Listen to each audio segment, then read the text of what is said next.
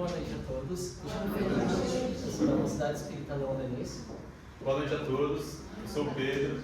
Eu sou da Mocidade do Paulo Estevão. Sejam muito bem-vindos à 57ª SEGEST, a Semana do Jovem Espírita do Tatuapé. O tema central dessa SEGEST é Falha na Matrix, Fases para Regenerar. As palestras estão acontecendo de segunda a sexta, às 19h45, e esse sábado vamos ter o sarau com muita apresentação artística de qualidade, aqui no Ninho de Pássaro, aqui perto, às 5 horas da tarde. E esse ano a gente está com uma campanha de arrecadação para a Associação Solidária Você Também, que presta auxílio a famílias necessitadas e também a idosos desamparados. E para isso, nós estamos arrecadando agasalhos e alimentos não perecíveis, como óleo, macarrão, açúcar e alimentos de cesta básica. Quem trouxe doações, quem não deixou ainda, pode deixar ali no fundo, que a gente está aguardando lá. E bom, no domingo, agora no dia 20 de julho, a gente vai realizar a entrega dessas doações que estão sendo arrecadadas durante toda a semana, saindo lá do Henrique de Castro às 10 da manhã.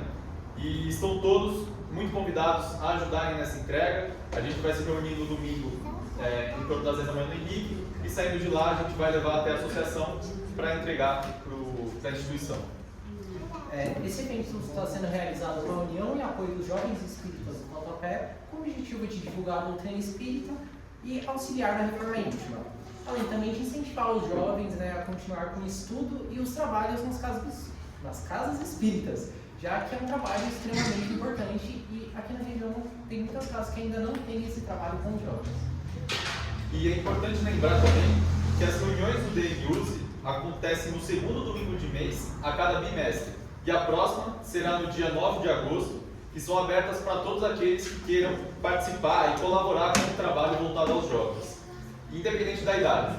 E além disso, também é possível acompanhar o nosso trabalho pelas redes sociais. É só vocês procurarem no Instagram, no Facebook ou no YouTube DM Tatuapé, e vocês também podem rever palestras da SEGEST antigas que a gente tem no YouTube, e também essas estão sendo gravadas e vão para lá também. Amanhã provavelmente já vou postar de hoje. Agora eu gostaria de chamar a Rosa, que é dirigente de Mocidade da Casa, para proferir a prece e divulgar os trabalhos da casa. Boa noite a todos. Meu nome é Rosa, eu trabalho com a evangelização juvenil. Então, o que é a SEGEST para quem os alunos que teriam aula com o seu professor João hoje à noite, e a gente deixou de surpresa que vocês são nossos convidados especiais também, tá bom? Então, o que é a SEGEST? É a união dos jovens nas casas espíritas. Então, a gente precisa trabalhar os jovens nas casas espíritas. Então, se vocês têm amigos, vizinhos, parentes, tragam para a gente. Aqui na nossa evangelização é às 18 horas, todo domingo, tá bom? Então, vamos fazer a prece inicial. Então, vamos nesse momento, fechando nossos olhos. Vamos sentindo a presença do nosso mentor individual. Vamos sentindo a presença dos mentores da Casa de Jacob, que nesse dia está recebendo os jovens da USE, de todas as casas espíritas de Tatuapé, e dos nossos jovens aqui também. Vamos também nos ligando a todas as fraternidades, principalmente as fraternidades de ensino e aos mentores que trabalham com a evangelização juvenil. A prece das fraternidades. Nosso Divino Mestre Salvador, fortalecemos e ampararmos para que possamos auxiliar as forças do bem a transformar o mundo. Pai nosso, Criador nosso, fonte eterna de amor e de luz, fortalecemos e ampararmos para que possamos auxiliar as forças do bem a transformar o mundo.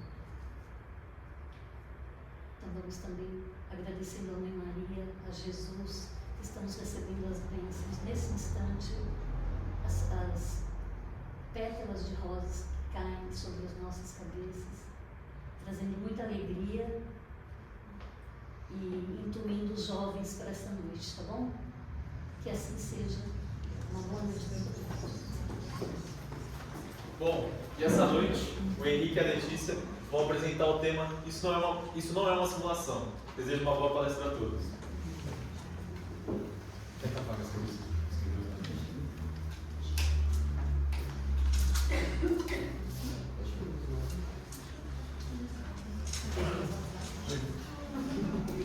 Boa tarde, gente. Eu sou a Letícia dentro de casa.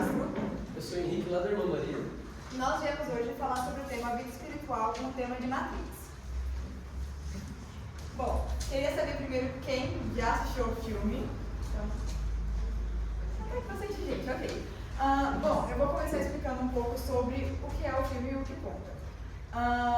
Matrix mostra uma vida onde as pessoas vivem uma realidade virtual criada por máquinas. Então, a vida que é como se a vida que nós vivemos hoje fosse algo que não existe, algo falso.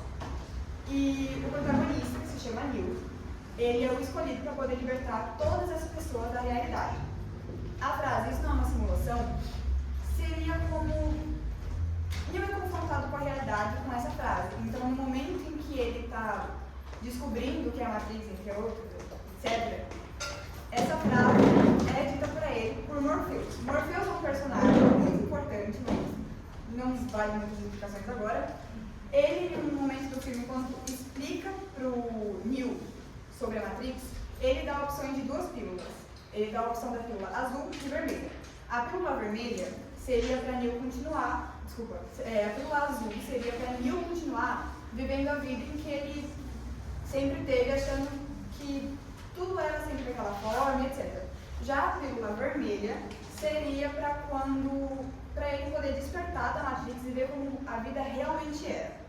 A gente vai deixar aqui uma cena do filme logo depois que Neo pega a pílula vermelha.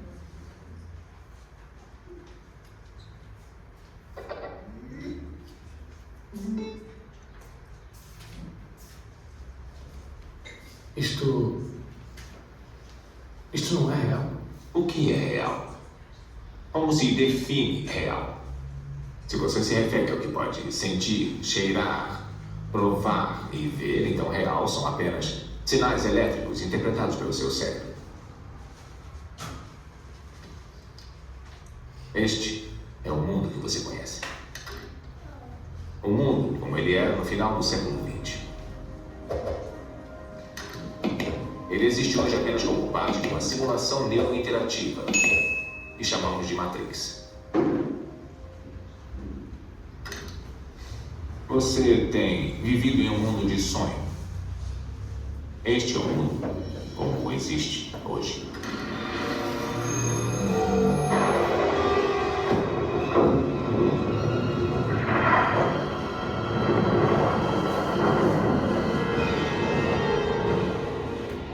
Bem-vindo ao deserto do mundo real.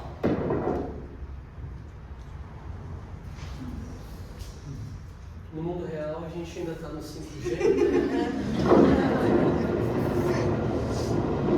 Temos somente pedaços de informação, mas o que sabemos com certeza é que no início do século XXI, toda a humanidade se uniu para celebrar. Nós nos maravilhamos com a nossa própria grandeza quando criamos IA. IA? Inteligência artificial.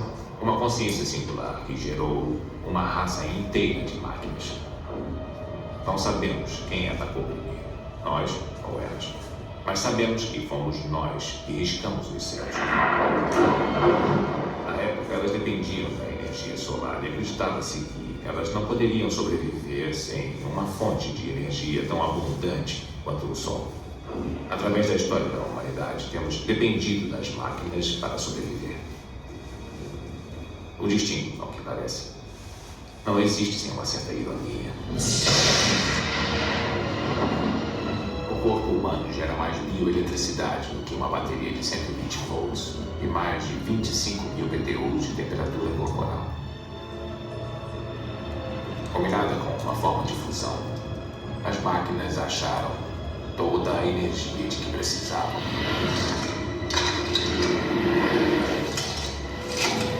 Há campos de rio, campos sem fim, onde nós, seres humanos, não nascemos mais. Somos cultivados.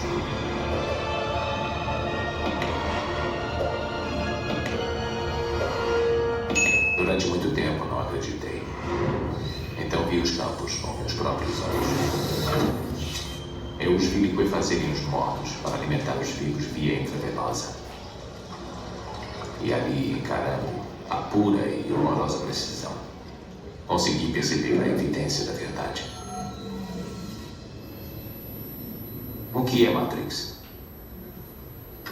É controle.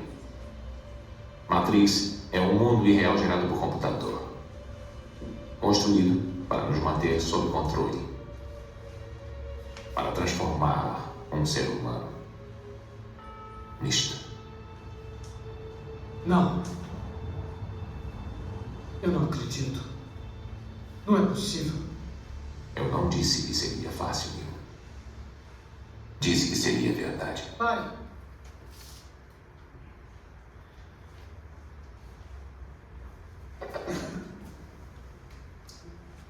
Bom, pessoal, quando o Neo ele acorda na prisão da Matrix, inicialmente ele acredita que está sonhando. A gente observa que isso não é bem real, né? Ele acaba olhando para o mundo sem os véus daquela ilusão. O Espiritismo, essa imagem que a gente trouxe, ela é simbólica quando trazemos para a doutrina.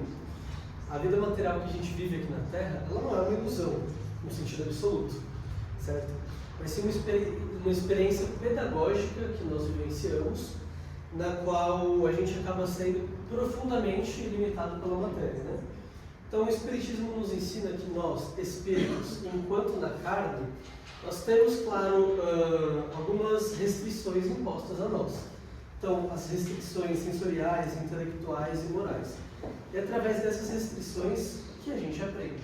A gente é colocado à prova e em contato com tudo aquilo que é necessário para o nosso crescimento. Nós estamos aqui para aprendizado e evolução. Ao contrário do filme, em que a Matrix é um sistema de controle puramente manipulador, a gente tem que fazer essa diferenciação logo agora no começo, certo? O Espiritismo compreende que a matéria é uma prisão, será? Não, na verdade ele é um instrumento da providência divina. O que nos prende, na verdade, não é o campo físico material. O que nos prende aqui na Terra, prende entre aspas, são os nossos apegos àquilo que a Terra oferece, são os nossos vícios, as nossas pendências, as nossas mazelas e todos aqueles gostos que nós temos, né? Eu sempre brinco que se eu desencarnasse hoje, eu não iria direto lá para cima, eu iria atrás de um cafezinho antes de ir embora, para não se pedir primeiro do cafezinho. Esse é um exemplo bobo que mostra que nós ainda temos apegos, vontades, e é isso que, entre aspas, nos prende aqui, certo?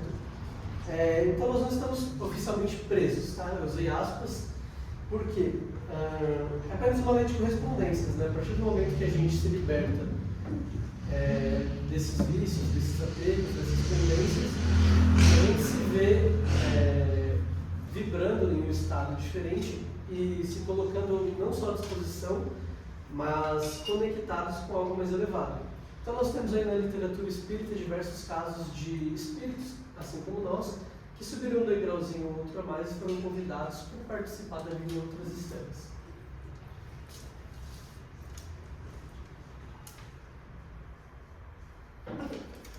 Bom, sobre uma pergunta que muita gente deve se perguntar: qual que é o mundo verdadeiro? Se nós vivemos no mundo espiritual, material, é normal se perguntar qual que é o mundo verdadeiro, espiritual, material, o que a gente vive. Então, em um momento do filme, o Neo descobre que o que ele está vivendo era tudo algo falso, praticamente.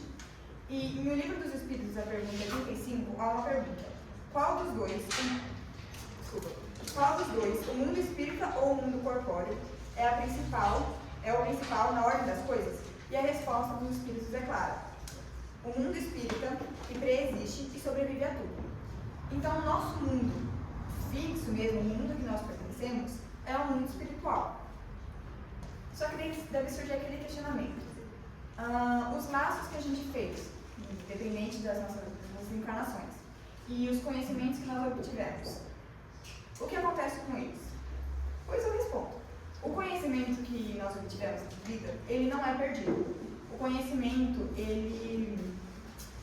Como explicar? Ele nunca é perdido. Você pode se esquecer dele na sua vida, na sua encarnação, mas você não se esquece nunca, não é perdido. Então, não muito provável, mas pode ser que exista uma criança que seja muito mais evoluída do que o seu responsável. E isso é completamente normal. Ela já teve outras encarnações e muitos outros ensinamentos do que, às vezes, o seu responsável. Quanto aos laços que nós fizemos, ele não é perdido, depende da situação. Então, por exemplo, se você tem afinidade com uma pessoa, esse laço não é perdido. Então, e tem que separar uma coisa: a afinidade não é conhecer ou ser colega. Então, a afinidade que eu quero dizer é a afinidade de algo genuíno. Então, quando você sente algo muito genuíno de uma pessoa, um amor, uma felicidade, uma sintonia, isso que vai realmente ser levado na vida espiritual. E não aquela pessoa que você só conhece e está tanto faz. Então, o que realmente une os espíritos não é o acaso, mas sim o amor, a sintonia, tudo que é genuíno. Bom, segundo o Espiritismo, então, como a Letícia falou, a verdadeira existência do espírito e as ligações espirituais persistem na mesma matéria. Neo, no filme Matrix, a gente vai usar ele bastante de exemplo, tá? Ele acreditava que a realidade era apenas aquilo que seus sentidos alcançavam, certo? Não que a gente possa levantar isso aí voando. É nesse ponto que surge o desafio central da nossa existência: despertar para a consciência de que somos espíritos imortais e não pessoas carnais com data de validade, certo? Despertar espiritualmente é como sair da Matrix antes mesmo de desencarnar. Tem aquela frase que todo mundo fala, né, que a gente não precisa morrer para ver Deus, para conhecer Deus. E é mais ou menos isso que eu queria passar nessa parte. Quando a gente começa a enxergar a vida material, onde nós estamos hoje, com os olhos da alma, com o olhar de eternidade sob a luz da doutrina espírita, a gente começa a entender que isso aqui que nós temos terá um fim. Pode ser que eu cruze com a Letícia de novo em outra vida, talvez ela não chame Letícia, talvez ela não chame Henrique, provavelmente. Mas nós estamos aqui enquanto espíritos. Devemos enxergar o nosso corpo apenas como uma veste carnal, assim como uma roupa que a gente põe para ir trabalhar, estudar e tira no final do dia. Isso significa que nós devemos desvalorizar esse corpo? Que nós devemos desvalorizar e olhar para a vida carnal e falar: ela é passageira, não vou cuidar da minha saúde, não vou cuidar da minha alimentação? Vocês acham que é dessa maneira que o Espiritismo nos convida? Não. Perfeito. E para prosseguir, tem uma frase de Emmanuel, de Chico, que ele diz: para muitos o corpo físico é uma prisão dourada onde se distraem até que a dor os obrigue a olhar para cima. Como foi dito ontem pela Vitória e pela Bianca na palestra anterior, falaram um pouco sobre a ignorância ser ou não ser uma bênção, né? E a gente pensa assim: a ignorância é uma bênção? Porque a partir do momento que eu estou por aí andando sem nenhuma religião, eu não tenho um propósito nem nada assim, eu não estou cuidando muito bem do meu corpo, eu não me empenho ao máximo no trabalho, eu vou chutar peixe do amiguinho para ganhar promoção, e aí eu me deparo com a doutrina espírita e resolvo entrar na casa e conhecer. E aí eu entendo um pouco sobre karma não, perdão que eu não uso muito esse termo, tem um termo que eu acho que é mais preciso, que seria a lei de causa e efeito. Ou seja, o que eu faço terá um retorno. Então antes, quando eu tinha aquelas atitudes que eu falei, como puxar o tapete do amiguinho no trabalho, não é que eu não iria me responsabilizar espiritualmente por isso, mas aquilo tinha um peso. Agora, conhecendo a doutrina dos espíritos e sabendo que cada instante que nós passamos, cada situação que nós vivemos, nada mais é do que um convite para fazer melhor e fazer diferente do que fizemos lá atrás, que Deus é tão sábio e justo que não passamos por um segundo da nossa vida sem que aquilo seja uma oportunidade de aprendizado, de alavancar o nosso conhecimento. Se eu cometer o mesmo erro tendo conhecimento, tendo também o conhecimento e o senso de empatia, de dor do próximo, será que eu terei que responder, me responsabilizar da mesma maneira? Ou será que agora o peso é um pouquinho maior porque tenho conhecimento? Então eu diria que, seguindo o que a Vitória falou ontem, a ignorância não é uma bênção, mas muitos a buscam como forma de sedativo. Então a ignorância é um anestésico. Eu não digo só de conhecer ou não a doutrina, mas nós ignoramos dentro de nós vários sinais, vários alertas que nós emitimos de que determinada parte do nosso ser não está muito boa. Às vezes é o ego, às vezes é o orgulho, às vezes é o ciúme possessivo, às vezes é a preguiça, a vaidade. Nós sempre temos algo que nós ignoramos, que nós escolhemos anestesiar aquela parte do nosso ser e deixar para depois. A questão é que um dia o efeito da anestesia acaba e a gente tem que lidar com as sombras da nossa própria alma, né? Que é o que nós sempre dizemos um pouco do livre-arbítrio que a gente escolhe. Vou deixar para depois, lembrando que depois chego, ou eu vou viver um pouquinho assim, com o desconforto da reforma íntima, certo? Sim. Bom, Terra como simulador educativo. Eu vou dar um exemplo como se fosse um jogo, para ficar mais fácil de entender. Então, um jogo é como se a gente tivesse 3 níveis. Nada, deixa eu fazer aqui. 3 níveis. Algo fácil. A vida na Terra é um lugar onde a gente aprende e evolui, assim como no jogo. Então, por exemplo, você está jogando no nível 1 e você nunca jogou antes. Você não vai saber de nada, você vai aprendendo com o tempo, você vai entendendo como o jogo funciona, você vai entendendo as regras do jogo e você vai entendendo as armadilhas do jogo, como o personagem se comporta, o que ele faz, como você tem que lidar. E é praticamente isso a nossa encarnação. Então, por exemplo, para você chegar no nível 3, você tem que passar por várias etapas. O nível 2 não vai ser igual ao nível 1, assim como o nível 3 não vai ser igual ao nível 2. Então, por exemplo, é como se nível 1, 2 e 3 fossem diferentes encarnações. Nível 2 não é igual ao nível 1 porque não é a mesma vida. Então pode ser não. A minha vida de agora não é igual à minha vida passada. Por isso que esse é o nível 2. Ou pode ser que seja o nível 1, eu entro agora na questão. A questão é que quando você erra em um jogo, você perde, você cai no buraco, independente, você perde um jogo. Tem o game over, né? Fim de jogo, você perdeu.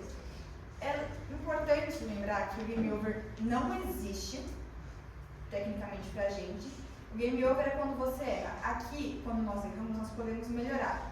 E por estarmos em um mundo de prova e expiação, então cada um tem seu grau evolutivo. Um está aqui para expiação, o outro está aqui para prova. E Deus impôs a encarnação para chegar à perfeição. Então, o nível 3 é como se fosse a perfeição, o ápice do ápice. Por exemplo, deixa eu pegar um exemplo. Você fez uma prova, independente da prova. No nível 1, você passou por essa prova e você tirou 8. Como faz? No nível 2, você vai ter outra prova. Só que você não sabe de nada porque é um nível novo. É onde você não sabe as regras e nada do tipo. Se você soubesse o que vai acontecer, para você um 8 estaria de boa. Você ia falar, não preciso, se já conquistei um 8, que não é um número baixo, não tem por que eu pegar um 10. Mas nós nos esquecemos, nós exatamente nos esquecemos dos outros níveis para poder conseguir alcançar o 10 em outras encarnações. Pode ser nessa, pode ser em outra, não importa. Nós nos esquecemos da nossa vida passada para poder sempre conseguir um 10.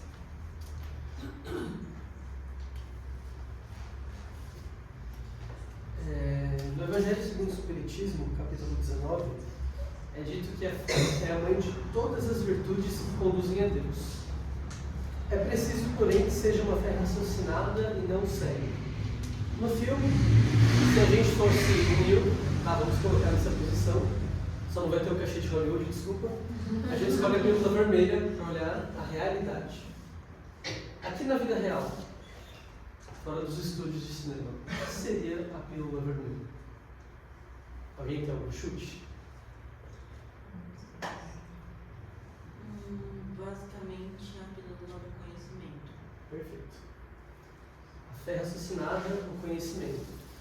Por que eu digo isso? Eu poderia muito bem estar aqui na frente de vocês hoje, eu e a Letícia, e a gente soltar um monte de informação falsa. Muito provavelmente eu, se estivesse aí, não iria atrás para saber se é verdadeira essa informação. Então nós somos bombardeados o tempo inteiro de fés cegas, de informações que nem sempre condizem com a realidade. E o Espiritismo explica que a pílula vermelha na vida real, que liberta a gente da ilusão, é o conhecimento. Como está no Evangelho segundo o Espiritismo que eu citei agora há pouco, a fé ela é a mãe de todas as virtudes, quando ela é raciocinada. A gente enfrenta ao longo da vida diversas oportunidades de apenas acolher as informações que vêm, de seguir a forma que os outros pensam, e também a gente recebe ao longo da vida inúmeras oportunidades de refletir e pensar, opa, peraí que a Terra ainda não é um mundo angelical, né? Então talvez quem está falando ali na frente, talvez esteja errando um pouquinho. Será que eu vou acreditar totalmente no que a gente fala, ou vou atrás do conhecimento, de refletir, de racionalizar aquilo? E é isso que o Espiritismo nos convida. A gente tem diversas obras que falam sobre isso na doutrina, mas tem uma frase que é muito atribuída a Chico Xavier, se não for, me desculpem, que ele diz que ele optou pelo caminho do cristianismo, do Espiritismo, porque encontrou Jesus nele. Quando a gente ouve essa frase, nos remete àquela questão da justiça divina, que eu não vou entrar muito. Mas vamos supor que a gente veja algo acontecendo com alguém próximo, com nós mesmos, que soe muito injusto se só existisse uma única vida. Aquela criança de uma religião que tem uma vertente extremista vive os 9 anos acreditando que vai para o céu se cometer um ato terrorista contra pessoas de outra religião. Para ela é um ser divino enviado para a Terra. Ela só conhece aquilo. Aquela outra criança que infelizmente não vem com a saúde adequada ou uma região inóspita. Então nós poderíamos olhar para isso e falar, olha, a gente não sabe o que os antepassados da pessoa fizeram, os pais, os avós. Nós respeitamos quem enxerga assim, mas nós também podemos observar da outra maneira. Enxergar que quando observamos que existe a lei de reencarnação, acaba fazendo mais sentido. E não só para isso. Quem assistiu ontem a palestra na terça, tem um videozinho de abertura que mostra a mesma pessoa em 2 versões. Aquela pessoa que acorda já de mau humor, que come qualquer coisa, come o resto da pizza de ontem, que eu sou essa pessoa, infelizmente. A outra pessoa que come uma fruta algo mais saudável, uma delas vai para o bar toda noite, outra faz academia, uma está no trânsito, bota o rádio para ouvir as noticiações do Datena, provavelmente, que é sempre problemas. A outra põe no podcast, seja lá do que for, vai ser edificante. Então nós estamos sendo o tempo inteiro convidados a refletir o que nós fazemos. Eu acho que o ponto-chave até aqui da palestra é a gente entender isso. A Terra, ela é uma escola, ela é um casulo, como a gente falou, porém educativo. Nós sempre teremos na nossa frente diversas possibilidades, né? A mesa está cheia, o banquete está cheio. O que nós vamos nos servir é o que importa. Então a pílula vermelha seria essa questão da fé raciocinada em cada ato. Porque ser espírita e ter a fé raciocinada não se trata de ver uma situação mediúnica, de ir no centro ver alguém falar e dizer, olha, isso dei bastante Kardec, isso aí tem cara de charlatanismo. É quando a gente sai do centro para fora e a gente vê não só a atitude dos outros, mas os nossos impulsos e diz, como espírita, sei que estou aqui para aprendizado, sei para onde eu quero ir. Agir dessa maneira é racional? Agir dessa maneira condiz com aquilo com que eu me proponho enquanto espírita? Aí se encontra a fé raciocinada, sempre fora do centro, sempre no dia a dia, certo? Pode prosseguir, por gentileza. Beleza, então, depois de tudo isso, o que realmente importa? Porque a gente está falando de vida material, espiritual, é aquilo, isso, aquilo, mas o que realmente importa? No filme, muitas pessoas ainda escolheriam a pílula azul, na qual você vai continuar no que sempre acreditou e etc. Nunca vai sair daquela caixinha. Isso seria a pílula azul que muitas pessoas podem escolher. E aqui, na vida material, é a mesma coisa. Então, muitas pessoas ainda preferem o ego, a beleza, o poder, os status, só que todo mundo se esquece que isso é muito passageiro. Então, um dia a beleza vai acabar, a riqueza não vai existir, o ego vai morrer.